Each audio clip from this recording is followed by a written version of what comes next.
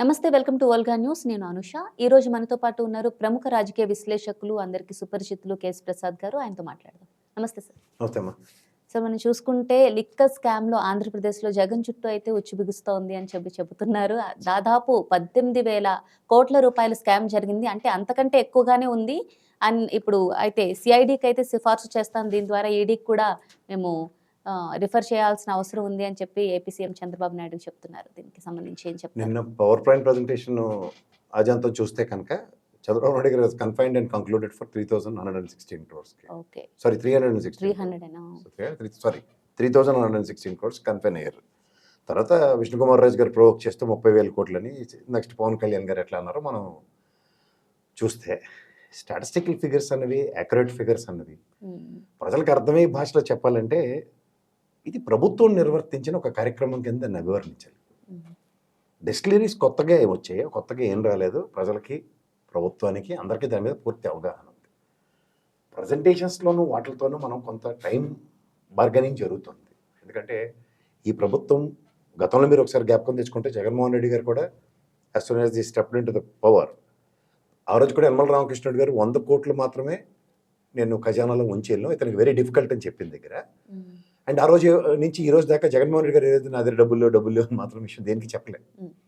అట్లాగే చంద్రబాబు నాయుడు గారు కూడా కంపారిజన్ చేసుకుంటే ప్రతిదానికి డబ్బులు కష్టంగా ఉందన్న దగ్గర ఇతను ఇచ్చిన 6 ప్రామిసెస్ ఏవైతే ఉన్నాయో ఆ డెలివరబుల్స్కి బడ్జెట్ పెట్టిన తర్వాత నుంచి రాష్ట్ర ఖజానాకి ఇన్ఫ్లో ఎట్లా ఉందో దాన్ని బట్టి ఒక 3-4 months సెటిల్మెంట్ టైం ఉంటుంది.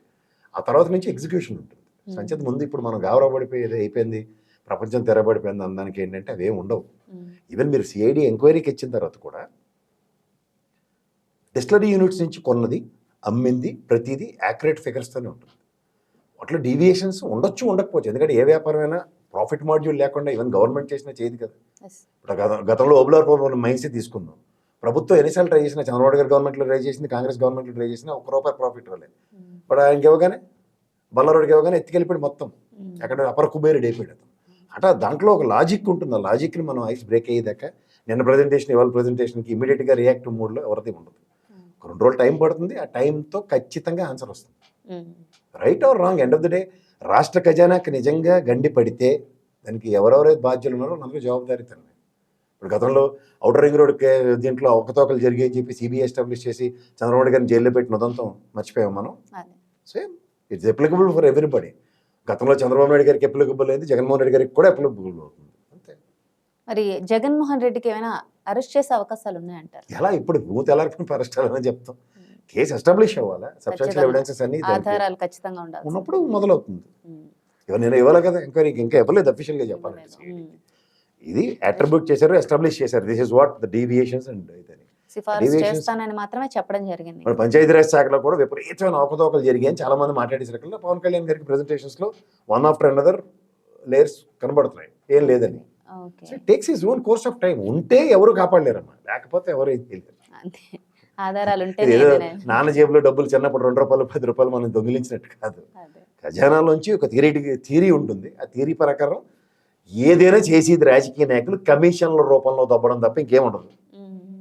ఆ కమిషన్లు బయటకు అక్కుర్తిపడాలి, కానీ రాష్ట్ర ఖజానాలోకి వెళ్ళిన తర్వాత కమిషన్ తీసుకున్నాడు అన్నది ఇంపాసిబుల్ టు నెక్స్ట్. ఓకే, ఇక జగన్ ఢిల్లీ ధర్నా మనం చూసుకుంటే సక్సెస్ అయిందంటారా? సక్సెసే కదా. ఇప్పుడు ఎంత కదన్నా ఒక 9 పార్టీలు వచ్చి సంఘీభావాలు ప్రకటించారు. ఒకటి మాత్రం నేను చెప్పగలను, ఇప్పుడు జగన్మోహన్ రెడ్డి గారు అనే వ్యక్తి ఒక ఇనిషియేషన్ జరిగినప్పుడు, నిన్న మాజీ డిప్యూటీ స్పీకర్ సంబిదరాయ్ గారు మాట్లాడుతూ ఏమన్నారు, తమిళనాడులో కూడా ఇట్లాంటివి జరుగుతున్నప్పుడు మేమేం చేయలేకపోతున్నాం. సో ఇలాంటిది ఒక వేదిక క్రియేట్ అయినప్పుడు ఇది ఒక ఇండికేషన్ అమ్మా. మీకు ఒకటి గమనిస్తే నిశ్చితంగా ప్రజలకి ఒక ప్రత్యామ్నాయం పట్ల ఎక్కువగా ఆలోచిస్తూ ఉంటారు. ఎందుకంటే విసిగి వేసారిపోయిన తర్వాత ఇప్పుడు 10 ఏళ్ల యూపీఏ గవర్నమెంట్ చూశారు, 10 ఏళ్ల ఎన్డీఏ గవర్నమెంట్ చూశారు. ఈసారి ఇచ్చిన తీర్పు బట్టి నీకు అర్థం అవ్వాల్సింది ఏంటి, కోalition గవర్నమెంట్కి తెరలేపిన ప్రజలు రేపు పొద్దున కాంగ్రెస్ని లేకపోతే బీజేపీని టాలరేట్ చేస్తారన్నది లేదు. ఒక ఉదంతంలో వీపీ సింగ్ గారి గవర్నమెంట్ ఎట్లా వచ్చిందో, యునైటెడ్ ఫ్రంట్ ఎట్లా ఏర్పడిందో గమనించగలిగితే ఎట్లాగే ఆల్టర్నేటివ్ ఎమర్జ్ అవ్వడానికి ఒక వేదిక క్రియేట్ అవుతుంది.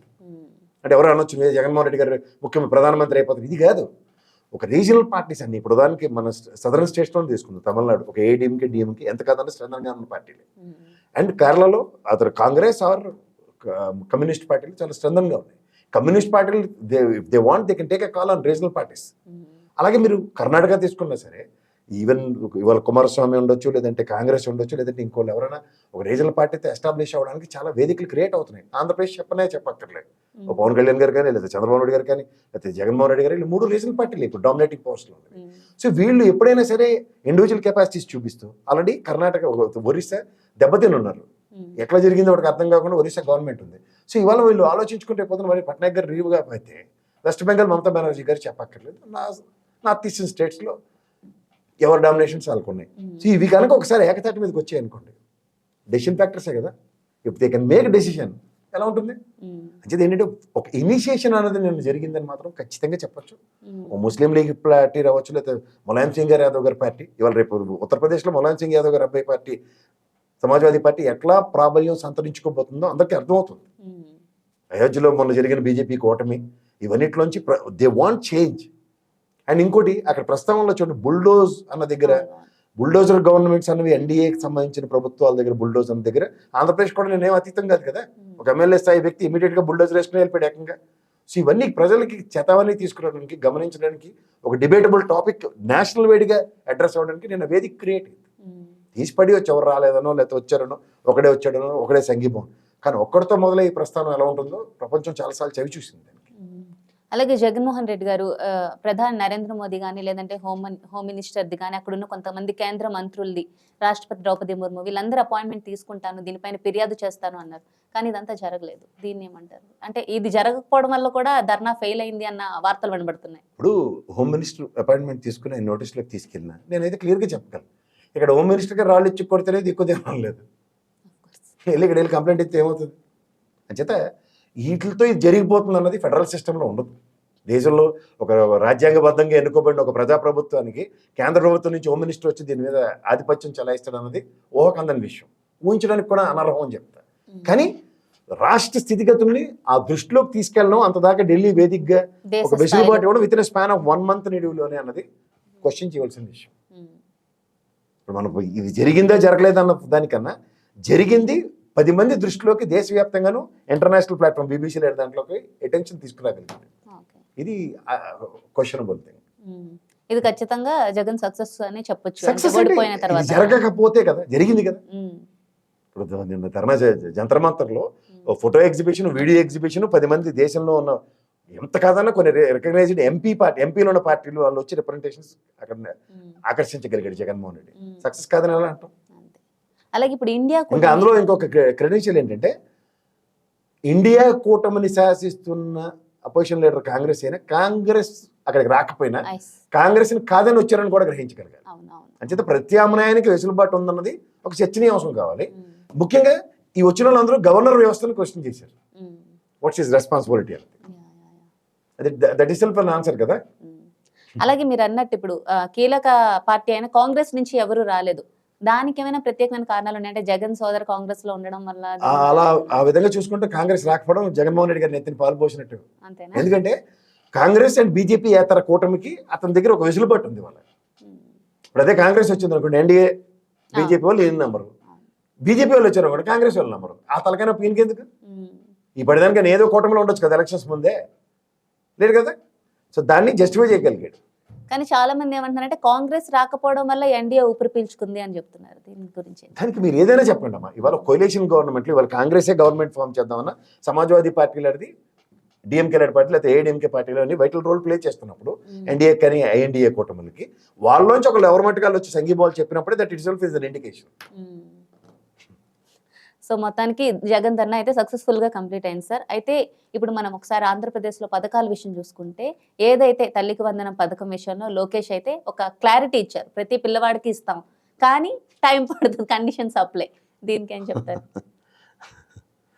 అదే కండిషన్స్ అప్లై అన్నది ఎప్పుడైతే మన దగ్గర వెసులుబాటు తీసుకోవడానికి ఉంటుందో, ఇప్పుడు అమ్మకు వందనం అన్నది లేకపోతే తల్లికి అమ్మ ఒడి, నాన్నబుడ్డి అని అవహేళన చేసిన ఈ ప్రభుత్వ స్థాపనకి ఒక ప్రథమ కారణం అయినప్పుడు, ఇంట్లో ఎంతమంది ఉంటే నీకు 15 అని సీట్ల పాట పాడినట్టు చేసినప్పుడు, శంఖంలో పోసి తీర్థం ఇచ్చే టైంకి శంఖమే లేదు, లేకపోతే తీర్థం ఇవ్వడానికి కర్పూరం కలపలేదని చెప్తే ఏం చెప్పాలి దానికి? అమ్మకు వందనం, అమ్మ ఒడి నాన్నబుడ్డి అన్నట్టు అమ్మకు వందనం పిల్లలకి పంగనామాలు అన్నట్టు ఉంది. ఈ సంవత్సరం పరిస్థితి ఏంటి చెప్పమానండి? పోనీ నెక్స్ట్ ఇయర్ ఎగ్జిక్యూట్ చేస్తారు, మంచిగా పిల్లలు ఎవరెవరు ఉన్నారు సంఘాలతో చర్చిస్తారట. వీళ్ళని కాదమ్మా, ఫస్ట్ ఎలక్షన్ కమిషన్ అడగండి. తమాషాలు చేస్తారు ప్రతిసారి.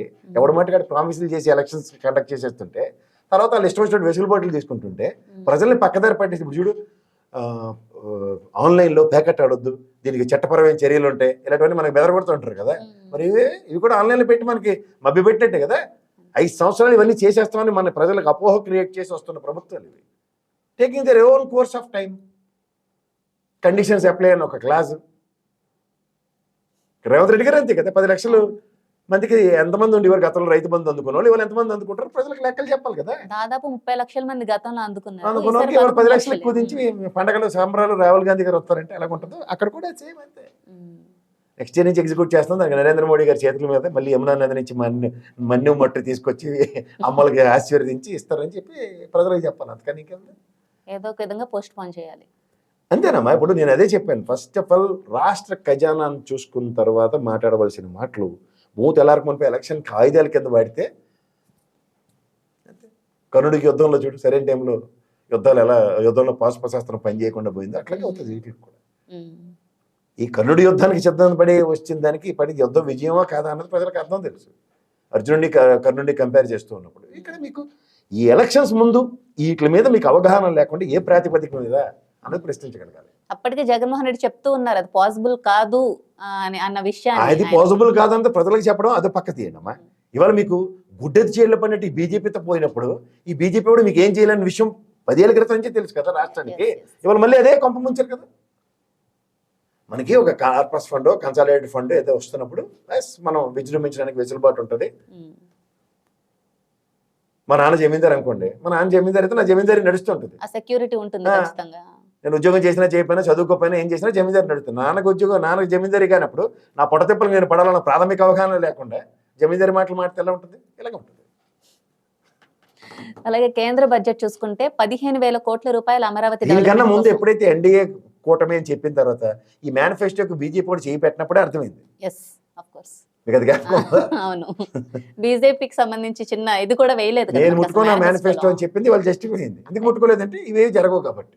ఇండైరెక్ట్ గా ఇండికేషన్. నాదెండ్ల మనోహర్ గారు ఫ్లోర్ ఆఫ్ ద హౌస్ లో సిలిండర్లది వాయిదా కథకంగా మాట్లాడారు.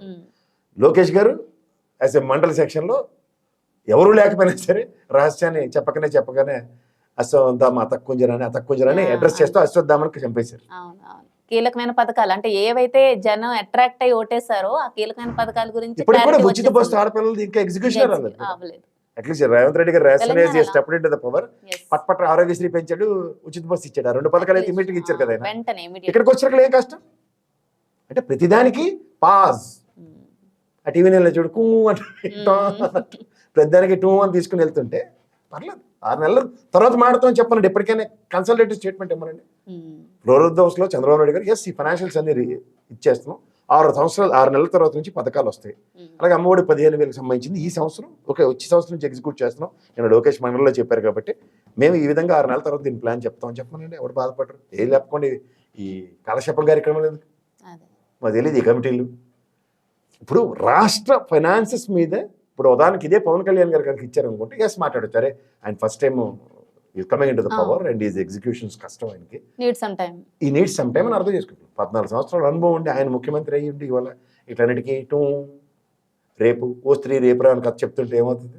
సేమ్ 2014లో ఏం జరిగిందో అదే జరగబోతుంది. అప్పుడేమో రైతులు రుణమాఫీ మీద జరుగుతుంది, ఇప్పుడేమో చెప్పిన ఆడిట్ మీద జరగబోతోందా అన్నది ప్రశ్న ఉత్పన్నం అవుతుంది ప్రజలకి.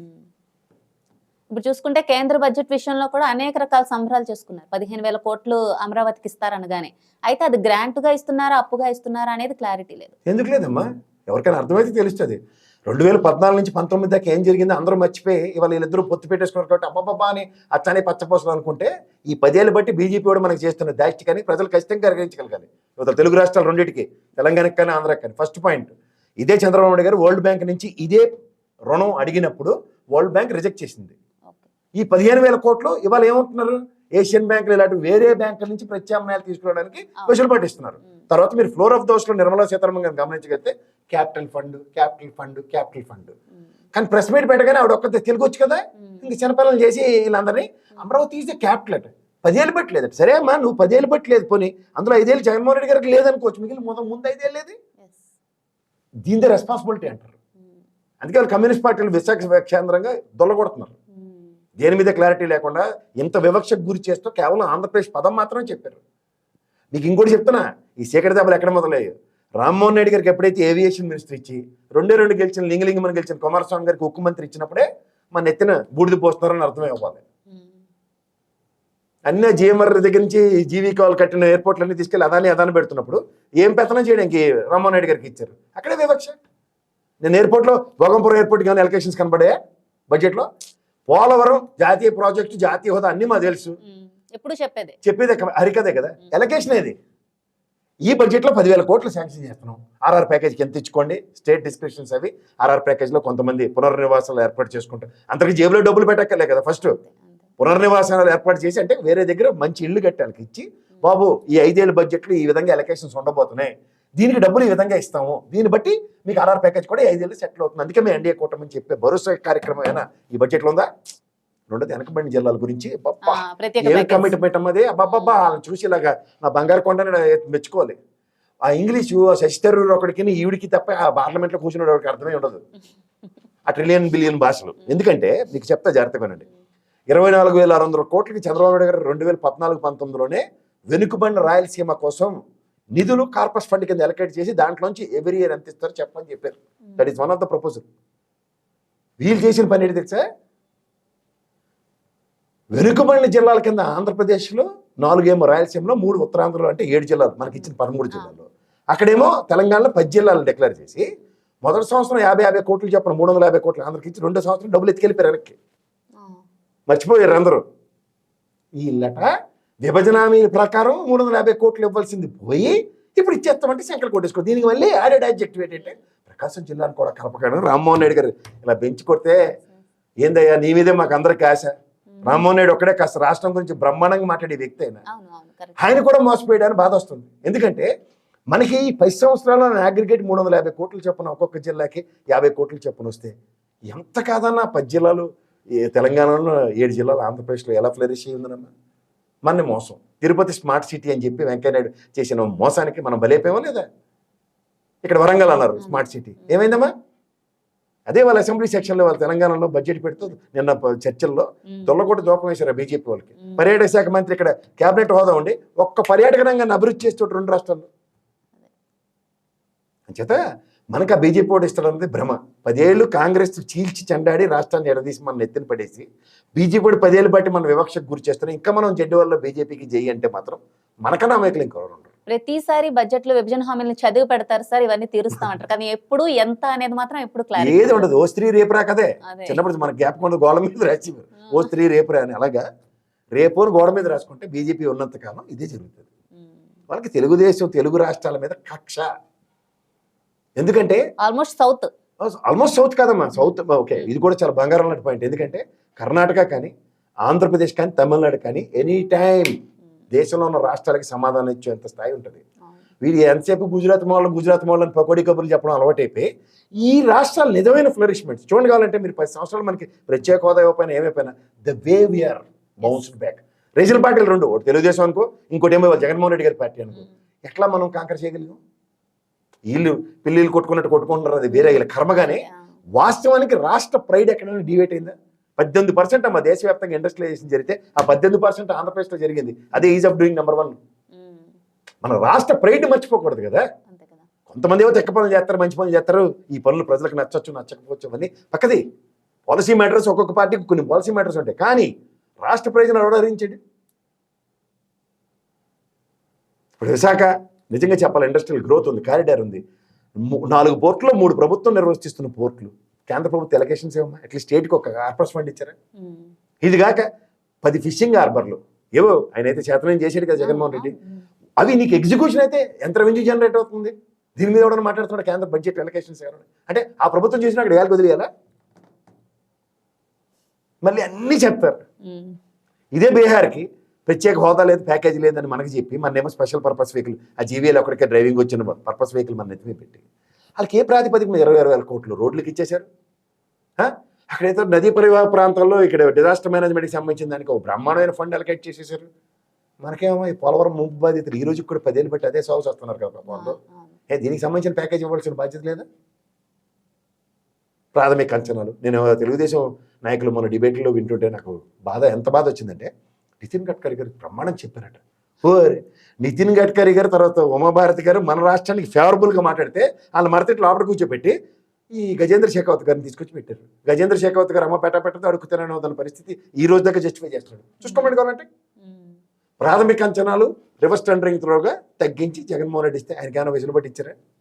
₹1 పని ఇవ్వలేదు, ₹1 పని చేయనివ్వలేదు. ఒక ఎగ్జిస్టింగ్ కాంట్రాక్టర్ని తీసేసి కొత్త కాంట్రాక్టర్ని తెచ్చి జగన్మోహన్ రెడ్డి పెట్టాడు. ఒప్పుకుంటారా? ఇప్పుడు చంద్రబాబు నాయుడు గారు కొత్తగా వచ్చిన కాంట్రాక్టర్తో పని చేయిస్తాడే? ఎవడైనా ఆలోచిస్తే బేసిక్గా ఆలోచిస్తే చేయించకూడదు. పాతోడిని చేస్తారా? పాతోడు ఫోటోలతో సైతం కూడా ఇచ్చాడు కదా, రేపటి సంవత్సరం రూపాయి ట్రాన్స్ఫర్ అయ్యాడు. సో ఖచ్చితంగా ఆయనకి ఎవడు ఇప్పుడు మళ్ళీ కొత్త టెండరే కదా, లాజిక్ కదా. కొత్త టెండరు లేదా పాతోడికి బకాయిలు, ఇంత అంబిక్యూటీలో ఒక క్లారిటీ తెచ్చుకోవాల్సిన బాధ్యత ఉంటుందా ఉండదా? 21 మంది ఎంపీలు ఉన్నాము మన సైడ్ నుంచి. మళ్ళీ దీనికి జయరాం రమేష్ పిల్లి కలగ సాక్ష్యం లాగా ప్రత్యేక హోదా గురించి జగన్మోహన్ రెడ్డి గారు ఫ్యాక్టరీ ఒకటి అడిగారట. ఈ తాగునించాలి మనకి ఎందుకు? వాళ్ళు ఇచ్చేది లేదు, సచ్చేది లేదు. ఎన్డీఏ పొత్తులో ఫస్ట్ కండిషనే ప్రత్యేక హోదా అన్నది ముగిసిపోయిన అధ్యాయం అని చెప్పినోడితే ఇష్టమే అని వీళ్ళిద్దరు ఎగేసుకుని పోతే రాష్ట్ర ప్రజలు వీళ్ళిద్దరితో వస్తాయన్నది మళ్ళీ ప్రశ్నే కదా. రాదు, ప్రత్యేక హోదా రాదు. ధీటుగా ప్యాకేజ్ ఏమి తెచ్చుకుంటారంటే ప్యాకేజ్ మాట్లాడట్లే. కళ్ళ ముందు మన కళ్ళు ముజ్జి ఎల్లకొట్టినట్టు బీహార్కి అదానం పోసి కొత్త ప్రాతిపదికలుగా ప్రత్యేక హోదాని కరెక్ట్గా ప్యారల్గా ఇప్పించారు. పోనీ వాళ్ళకి ఏమైనా తీర్చిదిద్దేసి ఎంపీలు ఉన్నారా? 17 మంది ఉన్నారు, మనకి 21 మంది ఎంపీలు ఉన్నారు. 21 మంది ఎంపీలు ఉండి కూడా రాష్ట్ర ప్రయోజనాలు పరిరక్షించకపోతే ఏం చెప్పాలి చెప్పండి? అంటే అసలు ఎందుకు సార్, ఎందుకు అడగట్లేదు, ఎందుకు డిమాండ్ చేయట్లేదు? ఇవ్వనప్పుడు ఏం చేస్తారమ్మా? ఇప్పుడు చంద్రబాబు నాయుడు గారి స్థాయి చిన్న మనిషి కాదు కదా. ఆయన ఎంత కాదన్నా వయసులో పెద్దోడు, అపార అనుభవం ఉన్నాడు. వాళ్ళు ఎవరైనా తెలిసిన తర్వాత ఎవడైనా రాజకీయ బ్రెయిన్ వాడేవాడు మనకి ఎవరెవరిలాగో వచ్చింది ఎత్తి చూద్దాం. ఇప్పుడంతా టైం బయింగ్ కార్యక్రమే కదా, సమయాన్ని కొనుక్కుంటున్నారు కాలక్షేపానికి. అంటే ఇప్పుడు మనం చూసుకుంటే సెంట్రల్ గవర్నమెంట్ అక్కడ ఫామ్ అయింది, ఎంతో కొంత ఇక్కడ ఆంధ్రప్రదేశ్ ఎంపీల మద్దతు, టీడీపీ ఎంపీల మద్దతు అని చెప్పి ఒక టైంలో, అంటే మనకి ఎలక్షన్ రిజల్ట్ వచ్చిన టైంలో కింగ్ మేకర్ అని చెప్పి ఎన్నో విధాలుగా అన్నారు కదా. సో దీనివల్ల ప్రజల్లో ఎక్స్పెక్టేషన్స్ కూడా ఒక రకంగా బాగా పెరిగిపోయి ఈసారి మనకి బడ్జెట్ నార్మల్గా ఉండదు అని. దానికి తగ్గట్టు నిన్న బడ్జెట్ రిలీజ్ అయ్యాక చాలా మంది అసలు ఆంధ్రప్రదేశ్కి మామూలు బడ్జెట్ కాదు, ఇంకా వరాల జల్లు అని చెప్పి మనకి మీడియాలో కూడా పిచ్చగా ప్రచారం జరిగింది, మీరు చూసే ఉంటారు. సో మరి దీన్ని ఏమనాలి? నేను అంటుంది అదే, ఎప్పుడైతే వరల్డ్ బ్యాంక్ రిజెక్ట్ చేసిన లోన్ని ఇంకొక బ్యాంకుకి త్రూగా ఇప్పించడానికి మేము పూచీ పడతాం, ఫెసిలిటీ ఇస్తున్నారు అంతే. ఫెసిలిటీని జస్టిఫై చేస్తుంది కేంద్ర ప్రభుత్వం పరంగా. ఇప్పుడు దీనికి ఒక ప్రశ్న వరల్డ్ బ్యాంక్ అడుగుతుంది, సరే మీ గవర్నమెంట్ ఏమైనా శాశ్వతంగా ఉండే కార్యక్రమం ఉందా? ఓ 10 ఏళ్ళు 15 ఏళ్ళు ఉంటుందా? 30 ఏళ్ళ టర్మ్లో అట్లీస్ట్ 15 ఏళ్ళు ఉంటారా అని అడుగుతుంది. గ్యారంటీ ఎవరైనా ఇవ్వగలరు ప్రజాస్వామ్యంలో? ఈయన జగన్మోహన్ రెడ్డి వచ్చేది అమరావతి కడతా ప్రజలందరికీ తెలుసు కదా. ఆ క్వశ్చన్ ఉత్పన్నం కాకుండా ఉంటుందా? దాని కేంద్ర ప్రభుత్వం పోని తగడం బగడం అమరావతి రాజధాని కింద డిక్లేర్ చేస్తున్నాం, రాజధాని లేని రాష్ట్రం అంటుంది. మళ్ళీ ఫ్లోర్లో మాత్రం సచ్చిన రాజధాని అనే పదం అమరావతిని మాత్రం ఎత్తదు. ప్రెస్ మీట్లో మాత్రం చిన్నపిల్లలు చేసి వాళ్ళకి అందరికీ ఇప్పుడు తెలుగు మాట్లాడితే వాళ్ళకి ఎవరికి అర్థం కాదు కదా. అమరావతి క్యాపిటల్ 10 ఏళ్ళు బట్టి లేదట. మరి 10 ఏళ్ళు బట్టి ఉన్నప్పుడు ఇదే మా నరేంద్ర మోడీ చెంబు నీళ్ళు మట్టి పోసి శంకుస్థాపన చేసిండు, ఇవన్నీ మాడాలి కదా. అంటే 5 ఏళ్ళు అమరావతి కింద మనం ఒప్పుకున్నట్టే కదా.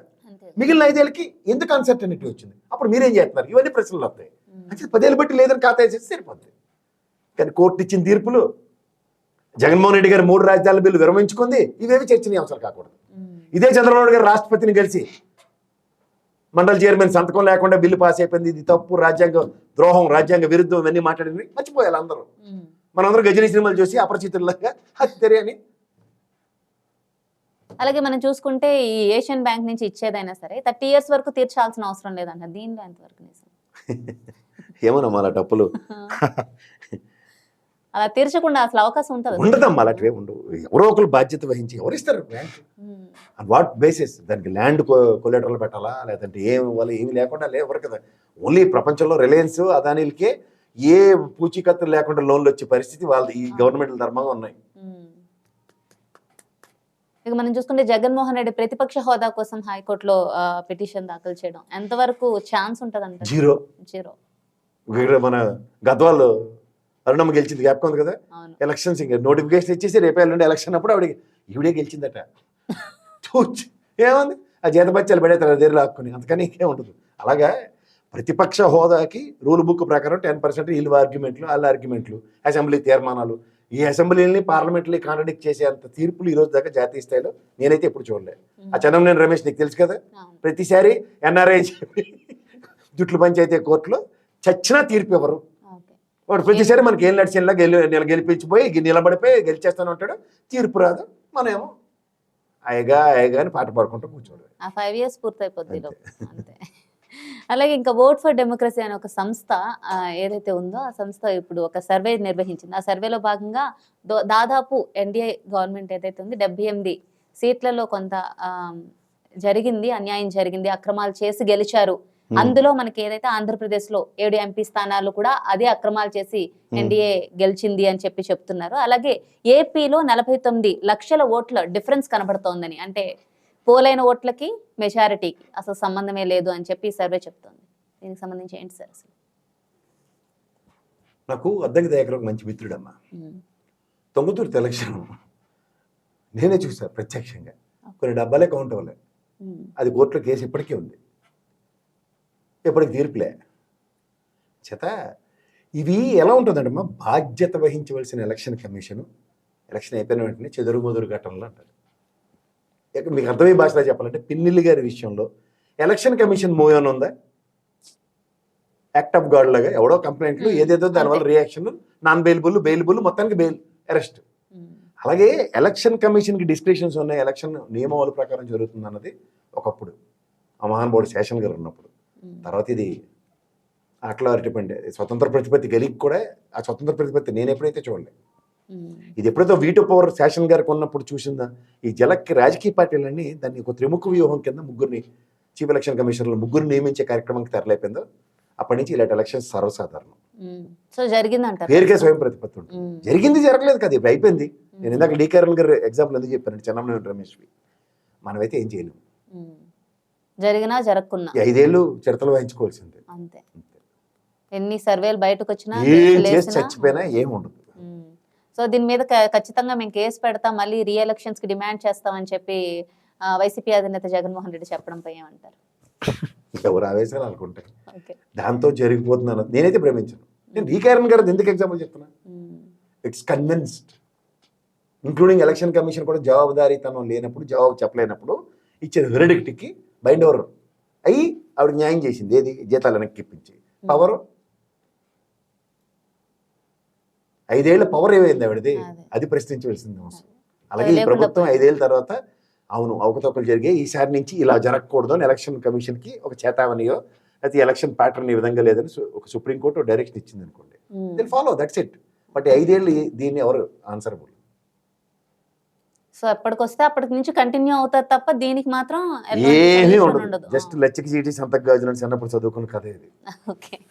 ఇక చూసుకుంటే తెలంగాణకి కేంద్రం ఇచ్చిన బడ్జెట్ ఏ విధంగా ఉందంటారు? దీనికైతే పూర్తి వ్యతిరేకత అసలు ఏమి ఇవ్వలేదు. కాదమ్మా, నేను జనరల్ ఎలక్షన్స్ లో ఇప్పుడు జనరల్ ఎలక్షన్స్ ఉంటాయి రైల్వేకి సంబంధించి, రైల్వేకి కూడా 9,000 కోట్లు ఏదో మన రాష్ట్రానికి ఇచ్చారు. అబ్బబ్బబ్బా ఏదో ఇచ్చారంటే ఎన్నో ప్లేస్లో ఉందో చూపించమంటే నా దగ్గర ఉంది, లిస్టులో చెప్తాను నేను. రాష్ట్రానికి ఇచ్చిన ఎలకేషన్స్లో మిగిలిన రాష్ట్రాలకి ఇచ్చింది ఏంటి, మన రాష్ట్రానికి ఇచ్చింది తెలుసుకుంటే చాలా బాగుంటుంది ప్రజలకి.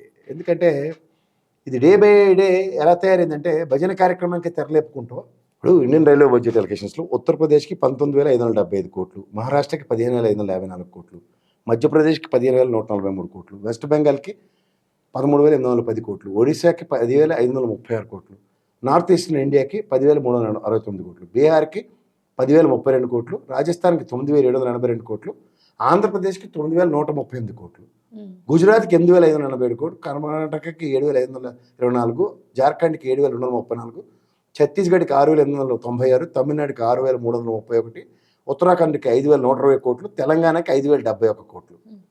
దీనికన్నా తెలంగాణ కన్నా కింద పంజాబ్, జమ్మూ కాశ్మీర్, హర్యానా, కేరళ, హిమాచల్ ప్రదేశ్, ఢిల్లీ ఉన్నాయి. అంటే నేను అంటుంది ఏంటంటే ఈ జనరల్ ఎలకేషన్స్ రైల్వేకి కన్సాలిడేట్ ఉంటుంది. అట్లాగే పోలవరంకి ఏదైనా అడుగుతున్నా, ఇరిగేషన్ ప్రాజెక్ట్స్కి ఎలకేషన్స్ అట్లా పోలవరంకి సమ్ అమౌంట్ ఉందనుకో ఖచ్చితంగా ఆడొచ్చు. కానీ ఇది రైల్వేకి ఆంధ్రప్రదేశ్కి ఎంత ఇచ్చేసామని చెప్పి ఎన్డీఏ ప్రభుత్వాలు ఎక్కడ ఉన్నాయి అక్కడ ఉదరగొట్టేస్తున్నారు ఇట్లా. కానీ వివక్షకు గురవుతున్న రాష్ట్రాలు అసలు ఎలకేషన్స్ చూడండి, మనకి బీహార్తో కంపేర్ చేసుకున్న 1000 కోట్ల డిఫరెన్స్ కదా మనకి. అలా ప్రతి దాంట్లోనూ మీరు ఏది చూసుకున్నా కేంద్ర ప్రభుత్వం 2 రాష్ట్రాలకు వివక్ష చూపిస్తుంది. దగ్గర క్వశ్చనబిలిటీ అది. ఇక్కడ ఉన్నాడు నిమ్మక నీరెత్తి కూర్చుని ఉంటాడు బీజేపీ వాళ్ళు, మాట్లాడరు.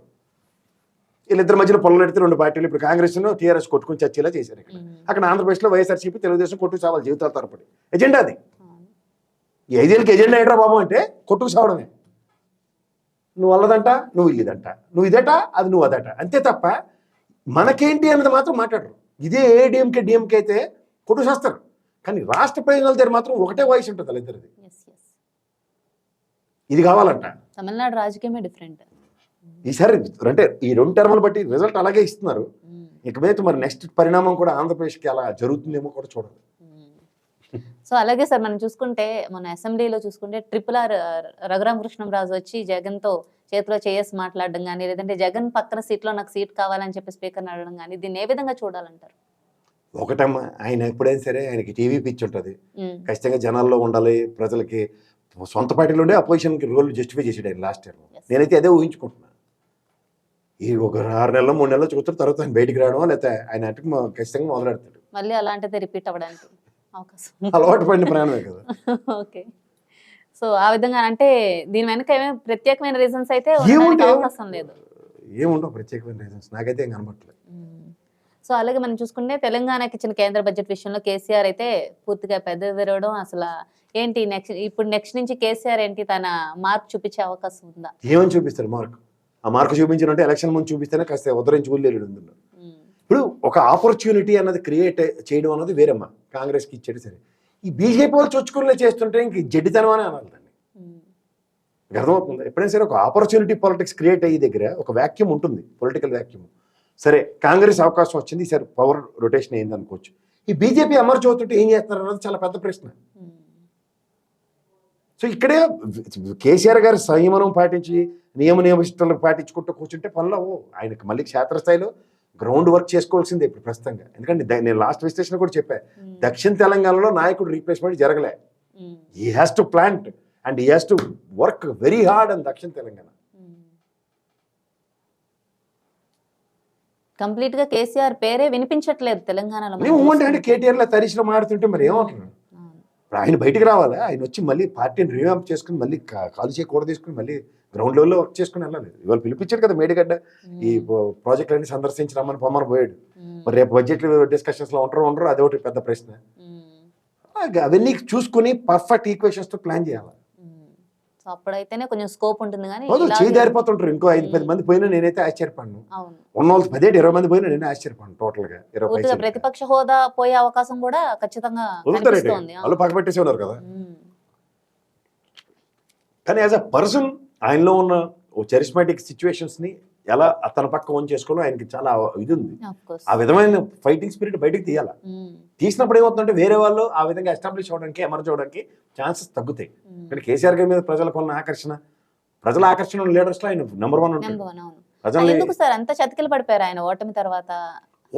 ఆరోగ్యం పెద్ద ఆయన కదా, అతను కూడా కాలు దెబ్బోడు తగిలింది, కురుకునక్క మీద తాటి పండి పడినట్టు ఆయన అసలు బక్కపడి దాని మీద దెబ్బలు అవి తగిలితే ఎవరికైనా ఇది ఉంటుంది కదా. So he needs some time to bounce back. ఏదైనా వెనక పక్కన ఒక అమ్మాయి ఉందనుకో, ఇంట్లో బంగారు తల్లి, ఎవరికైనా తండ్రికి ఆడపిల్ల పట్ల మమకారం ఉంటుంది కదా. ఆయన ఇంట్లో కూర్చోలేడు కదా, ఆడపిల్ల జైల్లో ఉందన్నది. అన్ని రకాలుగా ఉంటుంది. మానసికంగా ఒక మనిషి స్ట్రెంత్ గా ఉంటే ఆయన నడిపించే విధానం వేరేగా ఉంటుంది. మానసికమైన సంఘర్షణ అనుభవిస్తున్న వ్యక్తి యొక్క భావజాలాలు కానీ అతను కానీ కొంచెం స్తబ్దంగానే ఉంటాయి. ఖచ్చితంగా కవితం ఎఫెక్ట్ ఉంటుంది ఆయన మీద, ఎవరు చెప్పినా చెప్పకపోయినా. తండ్రిగా నువ్వు ముఖ్యంగా నువ్వు ఆడపిల్ల, నీకు బాధ తెలియాలి అలాంటి విషయం. సో అలాగే మనం చూసుకుంటే ఆంధ్రప్రదేశ్ లో కూడా ఇప్పుడు జగన్మోహన్ రెడ్డికి షర్మిల పంటి కింద రాయి అవుతున్నారా అంటే రాను ఇంకా ఇది వీళ్ళ మధ్య ఈ రైవాలిటీ అనేది ఇంకా పెరిగిపోయే అవకాశం ఉంది. ఏం ఉపయోగం? ఆవిడ కాంగ్రెస్ పరంగా అయితే ప్రజలైతే కనికరించరు. ఆవిడ రైవాలిటీ పెంచుకుని ఎవరికో తెలుస్తారు. దేనికి ఆవిడ పని చేస్తుంది? ఏమన్నా తీరువ దెబ్బ ఉండి పని చేస్తే ఎవడన్నా మాట్లాడచ్చు. కాంగ్రెస్ అయ్యి ఉండి ఒక తెలుగుదేశం ఇలాంటి పార్టీ నుండి అటాక్ చేయకుండా అన్నతున్న చిన్నప్పుడు నాకు చాక్లెట్ ఇవ్వలేదు, మెంటర్ ఇవ్వలేదు, ఈ తగ్గులు ఆడుకుంటే ఆవిడకు ఉపయోగం. అది రాజకీయాలు ఎన్నాళ్ళు ఉంటాయి చెప్పు. ఎంతకెందుకు అక్కడ మన ఆయన ఎవరు ఎంజి రామచంద్ర గారి వైఫ్ ఇనిషియేట్ చేసింది రాజకీయాల్లో. Within span of no time చేతులు ఎత్తేసి నాతో కాదని చెప్పి కదా జయలలితమ్మకి ఇచ్చింది. అదే కనబడుతుంది మాకు ఇక్కడ. ఆ సదృశ్యం నువ్వు నిశ్చితంగా గమనించగలిగితే రాబోయే రోజుల్లో తమతో కాదు చేతులు ఎత్తేసి సరెండరింగ్ పాలిటిక్స్ కనబడతాయి. షర్మిలకు అంత క్యాపబిలిటీ అయితే లేదంట. లేదు, లీడర్షిప్ డైమెన్షన్స్ అయితే లేవు. భావావేశాలతోనూ కొంతమందిని ప్రొవోక్ చేయగలదు ఆవిడ, బట్ లీడర్షిప్ అయితే కొంత వాక్ చాతుర్యం కూడా ఏమాక్తి. అదే ఆరటరీ స్కిల్స్ అన్నవి చాలా రేరెస్ట్గా ఉంటాయి అమ్మా. ఓకే. అది ఎవరు అంటే మీరు కేటీఆర్ని, హరీష్ రావు గారిని, ఎస్. కవితని, కేసీఆర్ గారిని ఇలాంటి వాళ్ళని చూసి వాళ్ళకి ఆరటరీ స్కిల్స్. Very good speaker. మిగిలిన వాళ్ళందరూ ఇచ్చిచ్చే టైం వేస్ట్ కార్యక్రమం. సో ఎప్పటికీ జగన్ కి అయితే షర్మిల పోటీ అవ్వలేదు అంటారు. అసలు అమ్మాయి అసలు కాంగ్రెస్ పరంగా జీరో. పైపచ్చి ఇండివిజువల్ క్యాపబిలిటీతో లీడ్ చేసే అంత డైమెన్షన్స్ ఇక్కడ అంత వాక్యూమ్ లేదు. ఇప్పుడు ఎంతసేపు చిన్నప్పుడు మా నాన్న నాకు చాక్లెట్ కొని మా అన్నయ్య నన్ను కొట్టివాడు ఇలాంటివన్నీ ప్రజలకు ఎన్నాళ్ళు చర్చించబడతాయి. అందాకెందుకు ఎలక్షనే కదా. పవన్ కళ్యాణ్ గారి గురించి కంటిన్యూస్ గా మాట్లాడితే ఏమైంది ప్రజలకి చెప్పి ఈ పనిమాల శాతం మాకెందుకు అన్న క్వశ్చన్ ఎరెక్టర్. ఇది ఎవరికైనా ప్రమాదం. వ్యక్తిగత విషయాలు ఒక హద్దు వరకు బాగుంటాయి, జస్ట్ లైక్ క్యాంపస్ లో ర్యాగింగ్ లాగా ఓ పీరియడే. తర్వాత ఇంక సంవత్సరాల తరబడి 5 ఏళ్ళు ర్యాగింగ్ చేస్తామంటే ఎవరు చదువుతాడు? ఇంకా అందరూ కరెస్పాండెన్స్ కోర్సులో చదువుకుంటున్నారు. Right sir. అలాగే ఇప్పుడు మనం చూసుకుంటే ల్యాండ్ టైటిలింగ్ యాక్ట్ అంటే ఇది ఆంధ్రప్రదేశ్ ప్రజల మీద ఎంత ప్రభావం చూపిందో మనకు తెలుసు. సో మరి ఇప్పుడు ఈ ల్యాండ్ టైటిలింగ్ యాక్ట్ కొనసాగే అవకాశం ఉందా? దీన్ని తీసేస్తారా? అసలు దీని మీద ఎలాంటి క్లారిటీ లేదు. ఏంటి అసలు అది వీళ్ళు ఎవరి చేతిలో లేని దానికి ఏంటంటే మసిపూసి మారేడుగా చేశారు. వీళ్ళు చేసే పని ఏంటంటే చంద్రబాబు నాయుడు గారు ఇప్పుడు ఆ ల్యాండ్ టైటిలింగ్ యాక్ట్లో పుస్తకాల మీద బొమ్మలు అవి లేకుండా చేయడం, ఆ రాళ్ళ మీద బొమ్మలు తీసేస్తారు జగన్మోహన్ రెడ్డి గారు తప్ప. ఈ ల్యాండ్ టైటిలింగ్ యాక్ట్ రద్దు చేసేస్తాం దీనివల్ల అన్నది జరగని పని. ఎందుకంటే కేంద్ర ప్రభుత్వం పైలట్ ప్రాజెక్టు కింద ఇది ఖచ్చితంగా అన్ని రాష్ట్రాలు పార్లమెంట్ సెక్షన్లో చూస్తే అర్థమవుతుంది. ఈ ఎఫ్ఆర్బిఎం లిమిట్లు లేదంటే ఈ లోన్లు రావడానికి 50 years టెన్యూర్ లోన్స్ అవన్నీ ఇస్తారు. అట్లన్నిటికీ ఇది ఖచ్చితంగా ఒక పాసుపాసేస్తారు. ఇది ఎప్పుడో ఇనిషియేట్ చేసింది ఇది మన్మోహన్ సింగ్ గారి కన్నా ముందు. మన్మోహన్ సింగ్ గారి దగ్గర 100% సూపర్బ్ యాక్ట్ అమ్మా. నీది ఇంచులతో సైతం ప్రతి నీ గ్రామంలో నీ ఇల్లు వాకిలితో సైతం ప్రతిదీ కొలిచి నీకు అప్పచెప్తారు. ఇందులో అసలు అవకతవకలు జరిగే సీనే లేదు. ఎప్పటిదాకా పూర్వకాలం నుంచి కొట్టుకొస్తున్న దిక్కుమాల ల్యాండ్ డిస్ప్యూట్స్ కూడా ఇలా ఇలా ఇలా రిజాల్వ్ అవుతాయి 2 ఏళ్ళ టైంలో మాక్సిమం టెన్యూర్. వీళ్ళు బోధంతా ఏంటంటే లాయర్లకి పనికార పథకం సివిల్ కోర్ట్ అనుకో, నువ్వు నేను ఆస్తులు అమ్ముకున్నా మన దిక్కుమాల ఆస్తి మాత్రం ఆన్సర్ రాదు. ఒకవేళ ఆన్సర్ వచ్చినా మనం ఏమీ చేయలేం. మా మారేడుపల్లి అపార్ట్మెంట్ ఒకటి ఉంది, దాంట్లో ఈ రోజు దాకా ల్యాండ్ మేమే అఫీషియల్గా గెలిచి కూడా ఈ రోజు కూడా జుట్లు పీక్కుని వస్తున్నాం కోర్టులో. అంచేత ఈ సివిల్ కోర్టులో ఇది అలవాటు అయిపోయింది అందరికి. సంవత్సరాల తరబడి డబ్బులు దోచుకునే కార్యక్రమానికి ఇది ఒక వెసులుబాటు. సో అంచేత ఏమవుతుందంటే అలవాటు పడిన ప్రాణం ఎలా ఉంటుంది, గిలగలాడుతూ ఉంటుంది. అది రద్దు అయితే ఎలా అన్నది. సో అంచేత ఏంటంటే ఒక దీర్ఘకాలిక ప్రయోజనాలకు ఆశించి కొన్ని ప్రభుత్వాలు, ఏ ప్రభుత్వం అయినా సరే కొంత మంచి అయితే చేస్తాయి. ఆ మంచి చేసే వాటిలో ఇవి కూడా ఉంటాయి. అలాంటి వాటిని మనం రాజకీయ అవసరాల కోసం వాడుకున్నప్పుడు వాడుకోవడానికి బాగుంటాయి. వాడుకున్న తర్వాత కూడా ఇంకా వాడేస్తామంటే మాత్రం దానికి ఎక్స్పైరీ ఉంటుంది. జగన్మోహన్ రెడ్డి ఏవైతే చిన్న చిన్న మిస్టేక్స్ అంటే దాని మీద ఫోటోలు, పేర్లు వీటన్నింటినీ తొలగించి ఇదైతే కొనసాగించే అవకాశమే ఖచ్చితంగా ఉంటుంది. ఇది ఎవరు అవకాశం లేదు. Right sir. అలాగే మనం చూసుకుంటే తెలంగాణలో రేవంత్ రెడ్డి గారి పాలనపై అంటే కొంత పాజిటివ్ ఉంది, కొంత నెగిటివ్ ఉంది. అది ఎవరి పరిపాలనైనా చాలా కామన్. అయితే రేవంత్ రెడ్డి గారు చాలా తెలివిగా హ్యాండిల్ చేస్తున్నారు కాంగ్రెస్ పార్టీని. అయితే ఇటువైపు డిప్యూటీ సీఎంని కానీ లేదంటే ముఖ్యమైన నేతలను నెగ్లెక్ట్ చేయకుండా, అంటే ఎవరైతే అతనికి వ్యతిరేకత అయితే ప్రమాదం ఉంటుందో అలాంటి వాళ్ళందరినీ సాటిస్ఫై చేస్తూ ముందుకు సాగుతున్నారు. ఈ విషయంలో ఏం చెప్తారు మీరు? ఆయన చాలా తెలివిగా వ్యవహరిస్తున్నారని అంటారా? అంటే నేను లాస్ట్ ఇంటర్వ్యూలో చెప్పా for the success story of Revanth Reddy గారని. కానీ కొంచెం క్రానికల్ ఆర్డర్లో కొన్ని పెట్టి గమనిస్తేనమ్మా, ప్రధానికి మినిస్ట్రీ ఎక్స్పాన్షన్స్ జరగట్లేదు, ఆయన అనుకున్న వాళ్ళకి ఎమ్మెల్సీలు దొరకట్లేదు. కాంగ్రెస్ ఏంటి అధిష్టానం చాలా తెలివితేటలుగా ఏంటంటే కొత్త వాళ్ళని అంత ఈజీగా నమ్మదు. స్పైయింగ్ జరుగుతుందా అన్నది ఒక చుట్టూ ఏమైనా వేగుళ్ళు పెట్టి ప్రతి నిమిషం అప్డేట్ కోసం డబుల్ క్రాస్ కదా. ఇప్పుడు ఒకసారి ఉత్తమ్ కుమార్ రెడ్డి, ఒకసారి బట్టి విక్రమార్క గారు, ఒకసారి రేవంత్ రెడ్డి గారు ఢిల్లీ వెళ్తే కాకుండా ప్రతిసారి ముగ్గురు వెళ్తారు, ముగ్గురిది కన్ఫ్రంటేషన్ ఉంటుంది. ఇది గమనించు. లాస్ట్కి రేవంత్ రెడ్డి గారి పని అయితే అవట్లే. వేగుల ప్రభావమా అయితే ప్రతిదానికి స్పైకింగ్ జరుగుతుంది. దీంట్లోంచి అవుట్కమ్ డెరైవ్ అయ్యి వాళ్ళు ఒక తీసుకున్న రిపోర్ట్ని వీళ్ళు ముగ్గురు ఒకే దాని మీద చెప్తున్నారా లేదా అన్నది ఏమైనా అవుతుందా అన్నది ఒక ప్రశ్న కింద. అయితే ప్రతిసారి రేవంత్ రెడ్డి గారు చూడండి, ఈ రైతులకి 10 లక్షలు ఇచ్చి సంబరాలకి వరంగల్కి రాహుల్ గాంధీ గారిని ప్రసన్నం చేసుకోవడానికి ఆయన ప్రయత్నిస్తున్న ప్రయత్నాలు, ముందుగా బట్టి విక్రమార్క గారిని పంపించడం, తర్వాత ఉత్తమ్ గారిని పంపించడం, తర్వాత ముగ్గురు కలిసి వెళ్ళడం, ఇవన్నీ గమనిస్తుంటే ఏమవుతున్నాయంటే కాంగ్రెస్ ఎప్పుడు వేగులతోనే చాలా ఎక్కువ పనిచేస్తుంది. ఇది మళ్ళీ స్విచ్ ఆన్ అయిందా? ఎందుకంటే పవర్ ఆఫ్ తెలుగు రాష్ట్రాల్లో కాంకర్ చేయడం చాలా ఏళ్ల తర్వాత సాధించింది. సో దాని యొక్క ప్రభావం ఏంటంటే శాశ్వత ప్రయోజనాలు ఆలోచించే కాంగ్రెస్ ఎప్పుడూను ఇక్కడి నుంచి రాజకీయాలు చేస్తుంది. ఎందుకంటే ఇక్కడ ప్రయత్న భాండాగారాలు ఉంటాయి. ఈ డబ్బులతోనే దేశ రాజకీయాలు ముఖ చిత్రాలు మారుస్తారు అందరి రాష్ట్రాలు. అందుకనే బీజేపీ కానీ ఇప్పుడున్న కాంగ్రెస్ కానీ ఎక్కువగా దీని మీద ఫోకస్ చేస్తూ రీజనల్ పార్టీల నుంచి కొల్లగొట్టడానికి విశ్వ ప్రయత్నాలు జరుగుతున్నాయి. సో దానికి అనుగుణంగా ఇది ఏమైనా ఒక మూవ్స్ జరుగుతున్నాయి అన్నది చూసుకోవాలి. అలాగే మనకి కాంగ్రెస్ లో ఎందుకు సార్ మంత్రివర్గ విస్తరణ ఫుల్ ఫ్లెజ్డ్ గా చేయట్లేదు, అలాగే పీసీసీని ఎందుకు మార్చట్లేదు, అంతా రేవంత్ రెడ్డి గారి మీద ఎందుకు పెడుతున్నారు? అదే చెప్తున్నాను, వీళ్ళకి అతివృష్టి అనావృష్టి రెండు ఉంటాయి. తర్వాత వేగుల యొక్క ఇన్ఫర్మేషన్తో ఎక్కువ వర్కౌట్ చేసే కాంగ్రెస్కి ఇవాళ ఈ రెండింటితో ఇతను పనిచేసిన దాని మీద దేనికి ఎఫెక్ట్ పడుతుంది? ఖచ్చితంగా ముఖ్యమంత్రి పదవికే పడుతుంది. ఎందుకంటే ఎలక్షన్స్ లేవు, ఏమీ లేవు. మా అయితే సర్పంచ్ ఎలక్షన్స్, జడ్పీటీసీ, ఎంపీటీసీలు వస్తాయి దగ్గర అనుకుందాం.